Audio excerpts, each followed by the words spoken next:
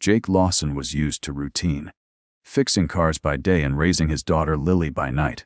As a single dad in a quiet town, his world revolved around keeping life steady for his 10-year-old, even if it meant sacrificing his own needs.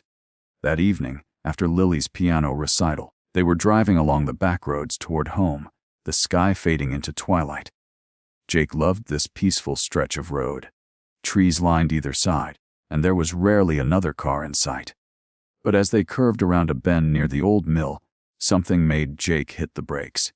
Up ahead, a black sedan was pulled halfway into a ditch, and beside it, 2 large men were struggling with a woman. She was kicking and twisting, trying to scream through a cloth tied over her mouth. It wasn't a lover's quarrel. This was an abduction. Without hesitation, Jake jerked the wheel and swung his pickup truck across the road, blocking the only exit. He told Lily to stay in the truck and lock the doors before storming out, his boots pounding against the pavement. "Let her go," he shouted, his voice a mix of rage and disbelief. The men froze, startled. One of them lunged toward Jake, but years of physical labor had left him strong. He ducked the punch and landed a powerful blow to the man's ribs. The second man, panicked, dragged the injured one away and bolted into the woods. Jake rushed to the woman, who was shaking uncontrollably, her wrists raw from the zip ties they had tried to bind her with. "It's okay, you're safe now," Jake said, gently removing the cloth from her mouth. She gasped for air, her eyes wide and filled with terror. She could barely speak, just nodded through her tears. Jake walked her to the truck, wrapped her in Lily's spare blanket, and gave her water. Lily looked at her with worry but didn't ask questions. She just reached over and held the woman's hand. Jake didn't know who she was or what had happened to her. But he knew this. He'd been in the right place at the right time. And maybe, just maybe, this woman had been waiting her whole life for someone to stop and care. Jake drove home with one hand on the wheel and the other gripping the steering wheel tighter than usual, trying to calm the adrenaline still coursing through him. In the passenger seat, Lily sat quietly, sneaking glances at the woman wrapped in her blanket. The stranger looked exhausted, her face pale, hair tangled, and eyes vacant. When they pulled into Jake's modest home on the edge of town, he helped her out gently, guiding her inside. Lily brought her a pillow and a warm cup of tea without being asked. It wasn't the first time she'd seen her father help someone in need. "You're safe here," Jake said softly as he handed her the tea. After a long pause, the woman finally spoke. "My name is Hope." Hope's voice cracked, as if it hadn't been used in days. Her eyes flickered between Jake and Lily, mistrustful but grateful. She hesitated before continuing. "Heh. He said he'd find me if I left. I thought I could get away this time. I was on my way to a shelter. But they were waiting."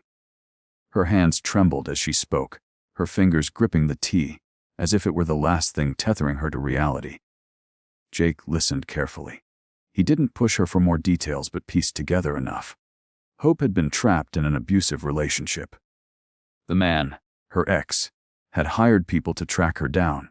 She had managed to flee once before, but had always been dragged back.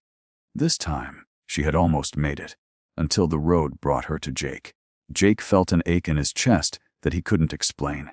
He had been broken once too, not by fists but by abandonment. Lily's mother had left them both when she was just a baby. Since then, he'd vowed to protect his daughter from everything he could. Now here was Hope, wounded and afraid, and something inside him wouldn't let him turn her away. "You can stay here for as long as you need," he said, surprising even himself with how certain he was. Hope's eyes welled up, her lips trembling with disbelief. "I don't want to be a burden," she whispered. "You're not?" Jake replied. "Everyone deserves a safe place. Tonight, that place is here." The first few days were quiet. Hope kept mostly to herself, offering to clean and help in the kitchen, always watching the front window as if she expected someone to burst through it. Jake tried not to press her, but Lily, in her innocent and unfiltered way, brought a kind of comfort Hope hadn't known in years. She'd read with her, helped her with homework, and even showed her how to make her favorite pancakes. Slowly, Laughter began to echo through the house again. But just when it seemed the worst was behind them, the past clawed its way back. One morning, Jake walked out to find the tires of his truck slashed and a note stabbed under the windshield wiper. In bold red ink, it read, "She's mine. You can't hide her forever." Jakey's jaw clenched as he stared at the message. He immediately called the local police, who came and documented everything, but without any cameras or witnesses. They admitted there wasn't much they could do. Hope saw the fear Jake tried to hide and started packing her things that evening. "I can't stay," she said, her voice hollow. "I won't put you or Lily in danger." Jake stood in the doorway, shaking his head. "That's not happening. You're not alone in this anymore." He doesn't get to keep winning. That night, Jake didn't sleep. He stayed up reinforcing the doors and installing second-hand cameras a friend from the auto shop gave him. He even sent Lily to stay at his sister's house for a few nights, just to be safe. 3 nights later it happened. Just past midnight, the motion detector lit up the backyard. Jake grabbed his baseball bat and quietly stepped out, his heart hammering. A man was prying at the back door with a crowbar. Jake shouted, and the man turned. A face Jake recognized from the roadside struggle. Before the man could run, police sirens wailed down the street. Jake had called the station earlier that night, asking for a cruiser to do random checks. The timing was perfect. Officers tackled the intruder, who turned out to be Hope's ex-boyfriend himself, violating multiple protection orders. Hope collapsed in tears as the handcuffs clicked shut. For the first time in years, the grip of fear loosened. Jake caught her as she nearly fell, whispering, "It's over now. He can't hurt you anymore." The house felt lighter in the days after Hope's ex-boyfriend was arrested. Though the fear still lingered like a fading bruise, there was a new sense of calm that began to settle in. Hope smiled more often now, her shoulders no longer hunched with anxiety. Lily had returned home, skipping into the house and throwing her arms around Hope, as if nothing bad had ever happened. Jake watched the two of them from the kitchen window one afternoon. Hope teaching Lily how to braid wildflowers into crowns in the backyard. And something stirred in his chest, something warm and unfamiliar.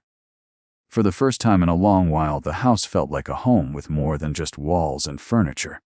It felt full of life, of laughter, of possibility.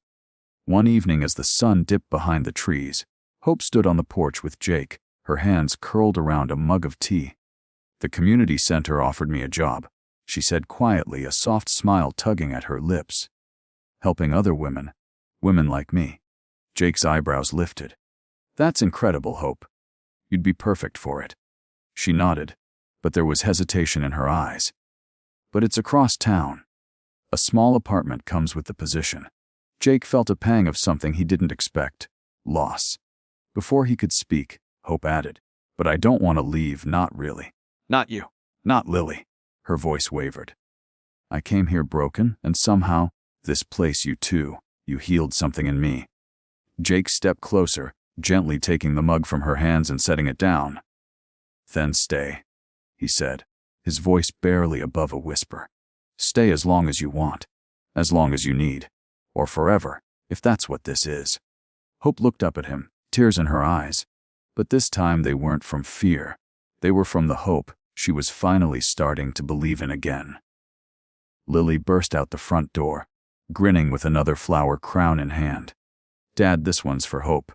"She's like a queen now." Hope laughed, taking it and placing it on her head. Jake smiled, wrapping an arm around her shoulder. In that quiet moment, with the sun setting and laughter rising around them, they all knew this wasn't the end of a terrifying story. It was the beginning of something beautiful, something real, a family, born not of blood, but of choice.